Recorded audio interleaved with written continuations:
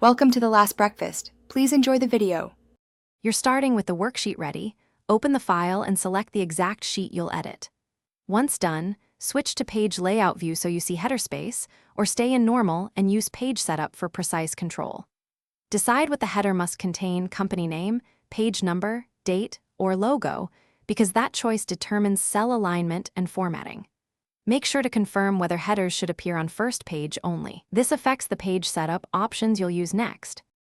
Now insert the header using page layout page setup header/footer or insert header and footer. Both routes let you pick left, center, or right sections.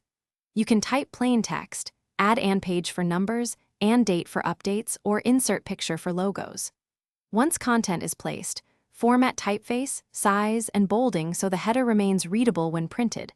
Alignment matters for multi-column sheets. Make sure to preview in page layout or print preview. Finish by confirming page setup options like different first page or different odd, and even if your document requires distinct headers.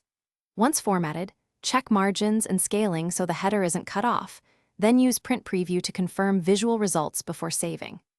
If the header does not appear when printing or viewing, make sure the print area isn't overriding header space, you're in the right view mode, and frozen panes aren't hiding the top. Resolving those usually restores header visibility.